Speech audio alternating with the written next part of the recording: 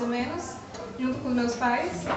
E para nós tem sido um prazer enorme. Essa igreja com certeza é muita resposta de oração. Amém. Cada dia que passa, Deus tem confirmado cada vez mais o nosso coração de que estamos no lugar certo. Amém. Esperamos poder abençoá-los com as nossas vidas também. Amém. Bom, também queria dizer que para eu estar aqui essa noite é um grande desafio. Quando o Adriano me chamou, até dei uma assustada. Porque eu passei minha vida inteira em igreja, praticamente. Eu nunca recebi um convite como esse. Nunca me imaginei aceitando um convite como esse. Então, até por eu sofrer das famosas limitações, que é timidez, medo de falar em público e introspecção. Mas eu tô falando tudo isso para dizer que se eu tô aqui hoje é porque foi Deus que me capacitou. Amém. E Deus pode usar quem Ele quiser. E da mesma forma, se você tá aqui é porque foi Deus que te trouxe. Então mantenha a mente e o coração aberto para estar recebendo a palavra de Deus. Amém. Na sala de jovens, na IBD, nós estamos estudando a respeito do Evangelho de João. E o capítulo 6 em específico, ele me chamou bastante atenção, porque ele entra num assunto que Deus tem ministrado no meu coração, Deus tem falado comigo, que é a respeito da suficiência de Cristo. E ele tem como texto base, o capítulo 6, e é o capítulo que fala a respeito da multiplicação dos pães e dos peixes. E por mais que seja um capítulo bastante conhecido, nunca é demais nós estudarmos a palavra de Deus, porque ele sempre consegue falar conosco de formas diferentes, consegue nos dar novos ensinamentos, e essa que é a preciosidade da palavra de Deus, né? E o título que eu preparei para esse sermão é O Meu Pão Te Basta. E vai falar a respeito de dois tipos de pães. O pão que mata a nossa fome física e o pão que mata a nossa fome espiritual, a fome da nossa alma. E antes de ler alguns versículos que eu separei, eu vou contar rapidamente a história do milagre, por mais que eu acho que todo mundo aqui conhece, mas eu vou dar algumas reflexões e posteriormente eu vou ler alguns versículos que eu separei. E bom, o milagre dos pães e dos peixes, ele é o único milagre, além do milagre da ressurreição que aparece nos 4 evangelhos, e ele é o milagre mais público que Jesus já realizou. E também, desculpa, gente, não dá pra mim. E ele também é o milagre mais público que Jesus já realizou, e isso a gente pode perceber a importância desse feito, desse milagre. E logo no início do capítulo, que é descrito até melhor no Evangelho de Marcos, nós vemos que Jesus ele estava muito cansado de tanto fazer curas, dar pregações, A demanda da multidão que ia atrás de Jesus era muito grande. Então, Jesus ele decide sair com seus discípulos até a cidade de Betsaida, no monte, justamente para poderem descansar um pouco, Mas nós vemos que essa ideia de descanso não deu muito certo, porque as pessoas conseguiram avistá-lo de longe e pessoas vindas a pé de diversas cidades conseguiram ir ao seu encontro. E quando Jesus se deparou, havia ali uma multidão de 5.000 homens. E como na época não contavam mulheres e crianças, teólogos afirmam que poderia ser de 15 a 20.000 pessoas naquele lugar. E eu fiquei pensando aqui se isso tivesse acontecido com uma pessoa famosa nos dias de hoje, Eu tenho certeza que essa pessoa famosa faria de tudo para sair daquela situação. Ia chamar a polícia, ia chamar o exército, sair escoltado, enfim, ia dar um jeito de sair daquilo. Mas a diferença é que Jesus ele era famoso, mas ele não era uma celebridade. Porque celebridades, eles estão aqui para ser servidos, Mas Jesus ele não veio para ser servido, ele veio para servir. Então, nós vemos que Jesus, mesmo cansado, ele se importa com a fome daquelas pessoas, se importa com as necessidades físicas delas, mas muito além que isso, ele se importou com as necessidades espirituais daquelas pessoas. Tanto é que ele vai usar desse milagre para, não com foco em matar a fome delas, por mais que isso também fosse importante, mas com foco em apontar para um ensinamento muito superior, para algo muito maior, que nós vamos ver mais à frente. Então, logo que Jesus ele avista todas aquelas pessoas, ele decide testar Filipe. Ele pergunta para Filipe, aonde iremos arrumar alimento para todas essas pessoas, Como iremos fazer para comprar? E claro que Jesus já sabia o que ele iria fazer, Porque Jesus é soberano. E nós vemos que a resposta que Filipe dá é totalmente de incredulidade, mesmo ele tendo visto Jesus realizando tantas coisas, Ele diz que nem 200 denários de dinheiro seria suficiente para juntar para comprar alimento para matar a fome daquelas pessoas. E 200 denários de dinheiro era o equivalente a um salário de 200 dias trabalhados de um trabalhador comum da época. Então era muito dinheiro. E, assim, nós nunca podemos limitar o poder de Deus às nossas condições terrenas, nossas condições materiais. Quando eu tinha uns 15, 16 anos mais ou menos, eu participei de um treinamento missionário, né? Eu fiquei em um período de 1 ano e meio. E nesse tempo, eu ouvia diversos relatos, diversas histórias assim, de missionários que eles precisavam de uma quantia de dinheiro para poder viajar, para poder se sustentar em algum país, ou então para poder fazer um trabalho social. E assim, eles não sabiam mais de onde tirar o dinheiro, não sabiam mais o que fazer. E do nada, assim, abriam suas contas bancárias, o dinheiro estava lá milagrosamente. Ou então recebiam uma oferta generosa de alguém que nem conheciam. Então, assim, novamente, nunca podemos limitar o poder de Deus. É justamente quando nós declaramos que somos falidos, que nada depende de nós, que dependemos 100% de Jesus, que aí sim Ele age na nossa vida se for da sua vontade. E logo após essa resposta de Filipe, André ele estava na mesma linha de pensamento de incredulidade. Ele aponta que havia ali um menino que tinha 5 pães e 2 peixinhos, mas logo ele diz, o que é isso para alimentar todas essas pessoas, né? E assim, vamos pensar aqui comigo.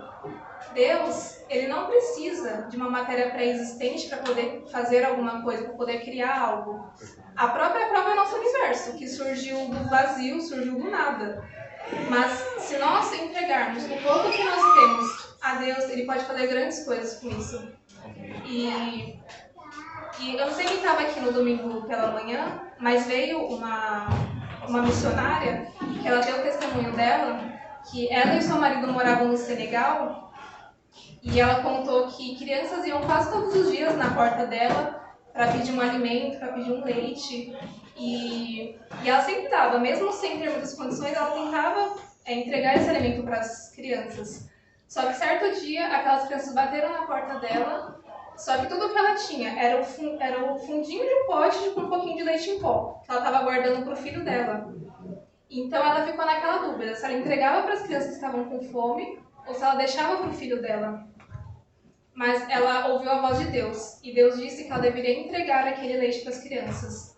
Então ela ouviu a voz de Deus e ela obedeceu. E antes que o filho dela acordasse, um amigo bateu na porta dela com um saco cheio de leite. Então nós vemos que ela ouviu a voz de Deus, ela obedeceu e Jesus multiplicou na vida dela. E vamos pensar assim também. Quantas vezes nós deixamos de entregar algo a Deus por achar que não é suficiente, por achar que é pouco? Às vezes Deus nos deu um talento tão lindo, um dom que Ele próprio nos deu e nós não usamos para achar que não somos bons o suficiente, para achar que tem gente melhor que nós, e realmente tem. Sempre vai ter alguém melhor que nós. Ou às vezes sobra tão pouco tempo do nosso trabalho, tão pouco dinheiro, e a gente não entrega para Deus. Só que Ele só pede para a gente fazer a nossa parte, para nós entregarmos tudo o que temos a Ele. Que o trabalho é Ele que faz. Amém. E então Jesus ele pega aquele alimento do cesto do menino, né? Então ele parte, ele dá graças e distribui. E ele distribui, todos comem com fartura. E depois que todos comeram, esse milagre fez as pessoas se lembrarem da promessa do profeta que é escrito em Deuteronômio, que dizia que seria levantado dentre eles um profeta que iria libertá-los, né? Então, diante disso, as pessoas estavam achando que Jesus era o libertador político deles, que Jesus ia libertá-los do Império Romano. Mas as pessoas não tinham entendido ainda que Jesus não era um libertador político, ele era um libertador espiritual. E elas estavam ali tentando forçar Jesus a ser o rei delas. A visão que elas tinham do Messias era totalmente distorcida. Então, depois disso, Jesus ele consegue sair daquela situação de alguma forma, ele retorna ao monte. E depois disso tem o relato que ele anda sobre as águas, né? Só que eu vou pular. E agora que eu contei resumidamente a história do milagre, eu vou ler alguns versículos que eu separei, que é João 6, do 22 ao 35.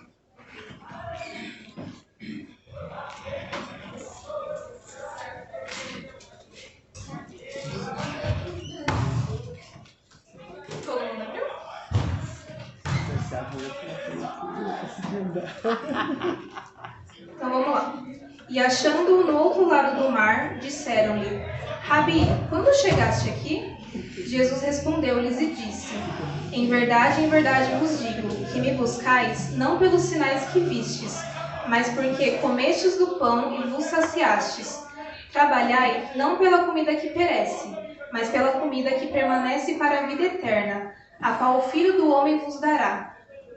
Porque a este o Pai Deus o selou. Disseram-lhe, pois, que faremos para executarmos as obras de Deus? E Jesus respondeu: a obra de Deus é esta, que creiais naquele que ele enviou. Disseram-lhe, pois, que sinal fazes tu para que o vejamos e creiamos em ti? Que operas tu? Nossos pais comeram maná no deserto, como está escrito: deu-lhes a comer o pão do céu. Disse-lhes, pois, Jesus: em verdade vos digo, Moisés não vos deu o pão do céu, mas meu Pai vos dá o verdadeiro pão do céu. Porque o pão de Deus é aquele que desce do céu e dá vida ao mundo. Disseram-lhe, pois, Senhor, dá-nos sempre desse pão. E Jesus lhes disse: eu sou o pão da vida. Aquele que vem a mim não terá fome, e quem crê em mim não terá sede. Então, nós vemos que a multidão novamente não deu descanso para Jesus, conseguiu alcançar ele de novo. Só que Jesus, em sua soberania, ele sabia o que havia no coração daquelas pessoas. Ele sabia que aquelas pessoas não estavam ali por quem ele era, por quem ele havia se revelado a eles. Elas estavam ali por interesse, por aquilo que Jesus podia oferecer a elas, né? E esse é o erro vou dizer que da grande maioria dos cristãos e da grande maioria das igrejas, que acaba atraindo as pessoas, dizendo que Jesus pode oferecer a elas cura, prosperidade, aquelas igrejas coach que dizem que Deus é só paz e amor, que só quer ver a nossa felicidade, e acaba fazendo com que as pessoas se sintam confortáveis com o próprio pecado. Então, olha o perigo desse tipo de teologia, né? E em casa, eu estava assistindo o vídeo do Dizascope, não sei quem conhece aqui, mas o Douglas Gonçalves, ele disse um exemplo que eu achei perfeito, que ilustra muito bem isso. Ele disse que tem muitas pessoas buscando Jesus como se Jesus fosse o padeiro da vida, e não o pão da vida. Sabe, com todo respeito se tiver algum padeiro aqui, mas ninguém vai à padaria pensando no padeiro, sabe? A gente nem sabe o nome dele, a gente tá nem aí pra ele. Nós vamos à padaria porque a gente quer comer o pão. E Jesus, ele não é o padeiro que produz o pão e nos dá, ele é o próprio pão. Jesus, ele não produz a cura e nos dá a cura, ele é a cura. Ele não nos dá amor, ele é o próprio amor. Ele é o próprio milagre. E como eu já tinha começado a dizer, o foco desse milagre que Jesus realizou não foi matar a fome daquelas pessoas, por mais que ele também se importasse com isso. Mas o foco desse milagre foi apontar que o verdadeiro pão, que mata a nossa fome eternamente, não apenas por algumas horas, é o pão verdadeiro que é Jesus Cristo. Amém. E assim como o pastor André até já disse em alguns cultos e nas EBDs, um milagre nunca tem um fim em si mesmo. Ele sempre vai servir para apontar para o Messias, para Jesus. E logo no versículo 28, as pessoas dizem assim, né? Que faremos para executarmos as obras de Deus?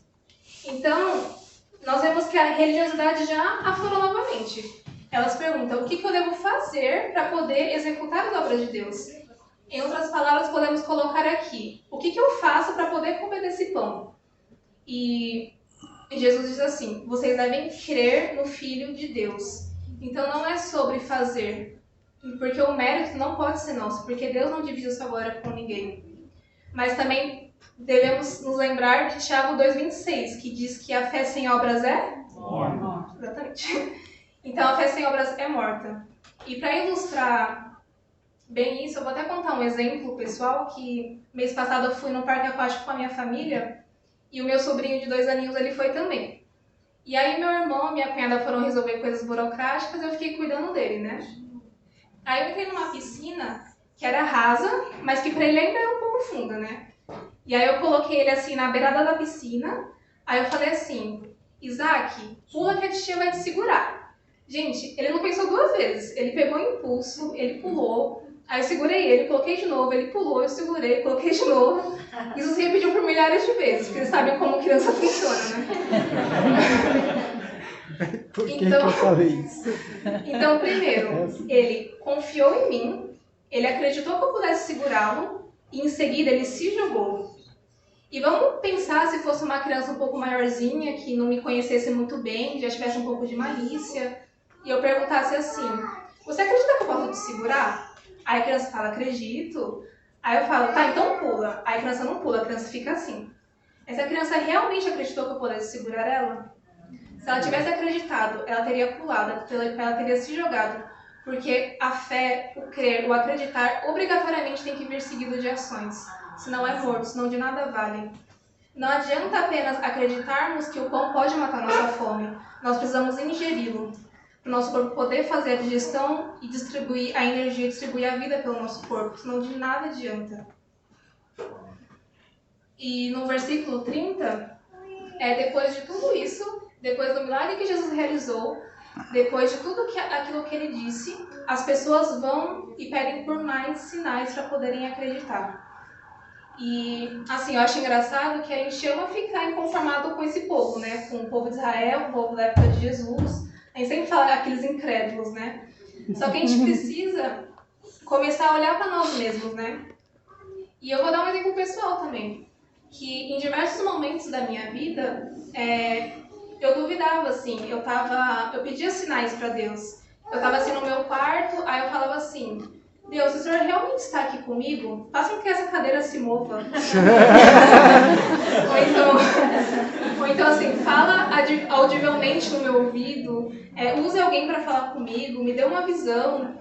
Ou então, quando eu estava em dúvida sobre alguma decisão importante, eu falava assim, se for para ser, faça com que bata um vento nessa árvore e as folhas se movam. Então, eu fazia muito isso. E assim, se Deus quisesse, Ele poderia me dar essas coisas. Só que Jesus, ele trabalha de forma diferente com os seus filhos, né? E depois de muitos nãos de Deus, depois de nada se mover na minha frente, eu entendi que Deus é Deus, Ele não tem que provar mais nada a mim que sou mera criatura. Tudo que tinha que ser provado, tudo que tinha que ser revelado já foi na própria palavra de Deus, na própria criação. A árvore, ela não precisa se mover na hora que eu mandei. A própria árvore é o sinal da criação, é o milagre. Deus não precisa me falar mais nada, que tudo que Ele tinha que me falar, Ele já disse. Só basta que eu abra a minha Bíblia, leia e creia naquilo. E também, não existe milagres, sinais que convençam o coração de um incrédulo.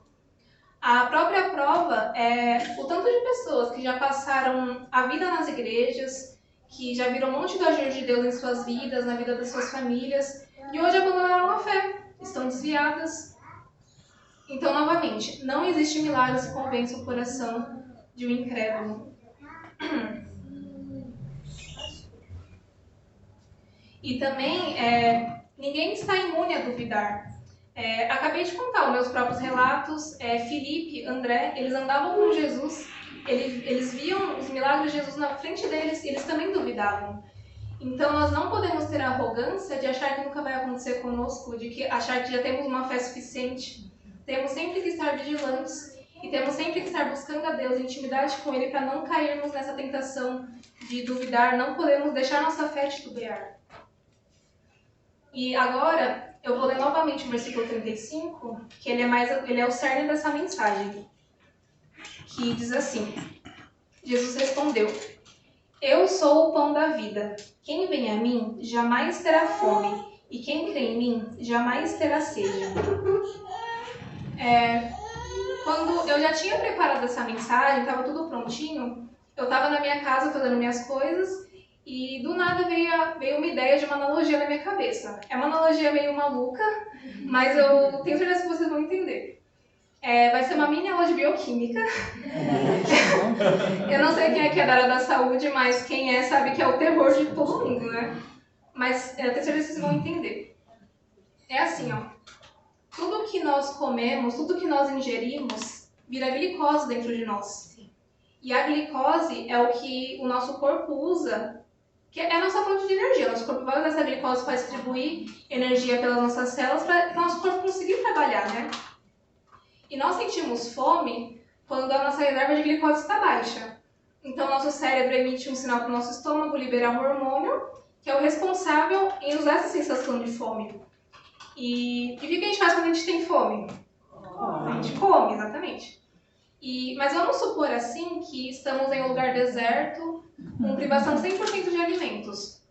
Sei lá, a gente estava num avião e esse avião caiu num lugar que só tem areia. E a gente está lá destinado a passar fome até morrer. Eu sei que é um cenário terrível, mas vamos então, quando nós sentimos fome, quando o nosso corpo está necessitando de alimento e nós não ingerimos nada, não comemos nada, primeiro, nosso corpo vai começar a consumir toda a reserva de glicose que tem no nosso fígado e acabando essa reserva, presta atenção nisso, o nosso corpo começa a se autoconsumir.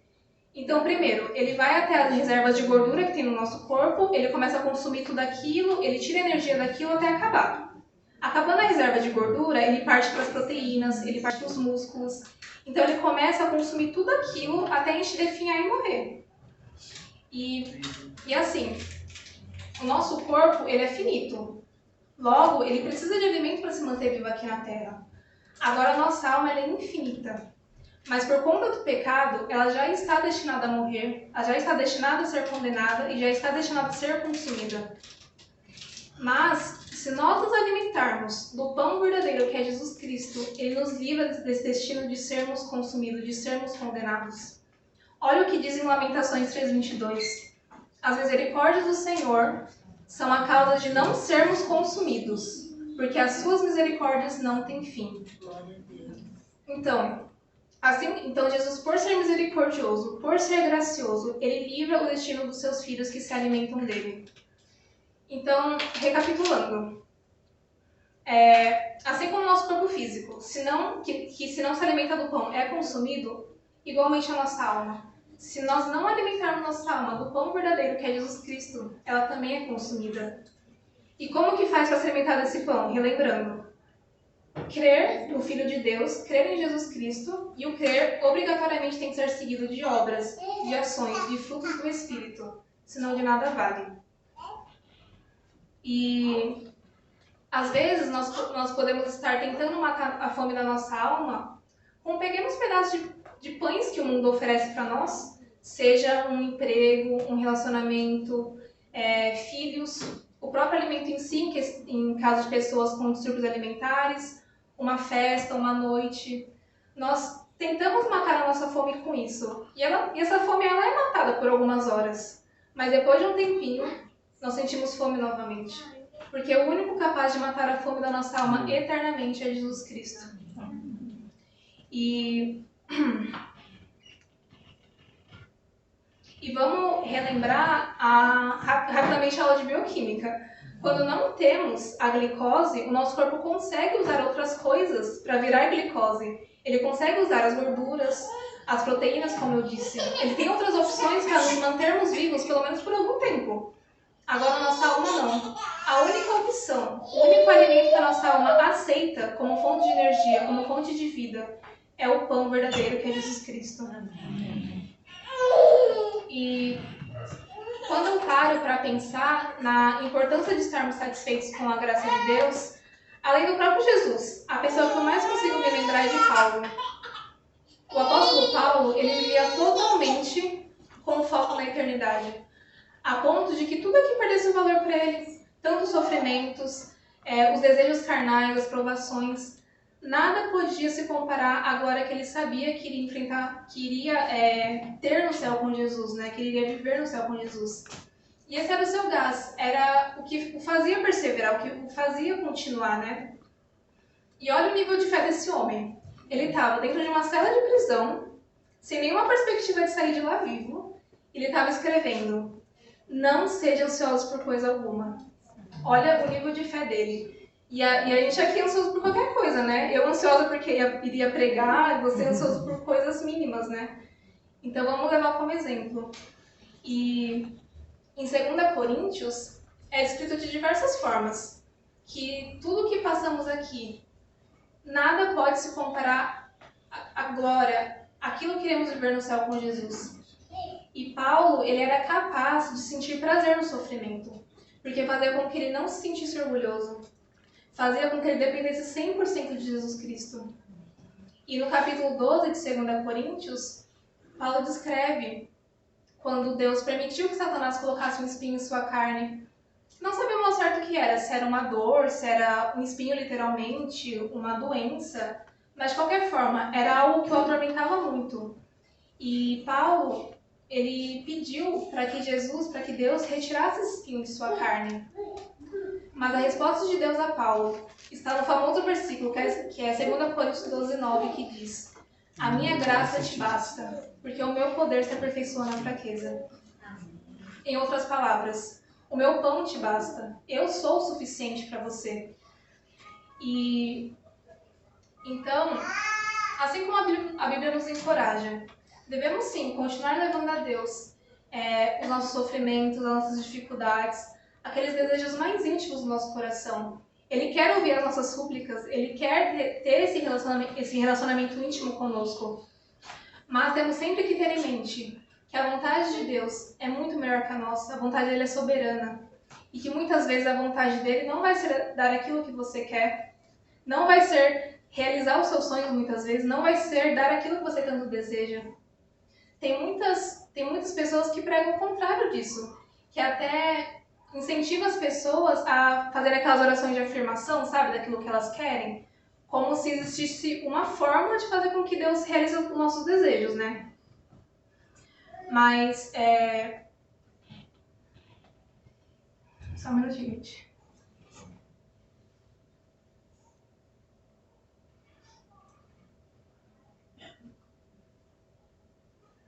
Então, esses pregadores, eles incentivam as pessoas a fazer esse tipo de oração como se isso fosse fé. Mas isso não é fé. Fé é crermos que Deus sempre estará conosco, independente da situação, independente do cenário. Ele sempre estará conosco, aperfeiçoando o poder dele em nós, dando graça a nós para que nós consigamos suportar qualquer situação. Deus ele não retirou o espinho da carne de Paulo, como Paulo havia implorado para Jesus. Mas no lugar disso, Deus deu a Paulo a sua graça para que ele pudesse suportar, para que ele permanecesse humilde e para que ele permanecesse com plena suficiência e satisfação em Jesus. Então, precisamos aprender a viver na mesma perspectiva de Paulo, de que nada nos falta, de que já recebemos a melhor de todas as dádivas, que é a graça de Deus, que é o favor totalmente merecido, que nos livra de sermos consumidos, que nos livra de sermos condenados. E, frente a isso, eu te incentivo a continuar levando suas súplicas a Deus. Fale tudo o que você tem que falar. Abra seu coração a Deus. Mas dessa vez, faça sob uma nova perspectiva. Confie na sua vontade, na sua soberania.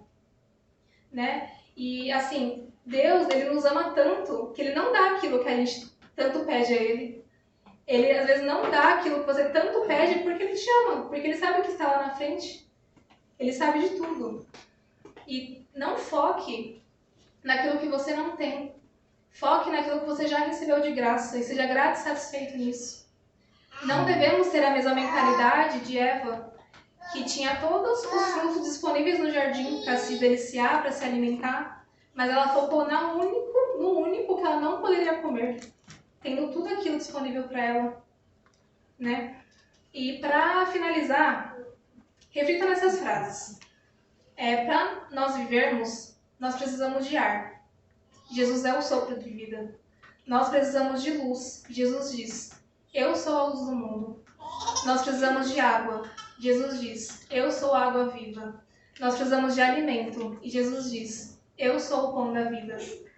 Então, se você já creu, se você é salvo, se você já se alimentou desse pão, esteja satisfeito em Jesus. Porque Ele quer que você entenda que o pão dele te basta, que Ele é suficiente na sua vida. Vamos orar.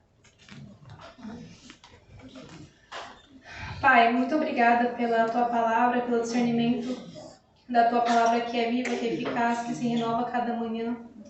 Obrigada por nos dar o pão de cada dia e muito além disso.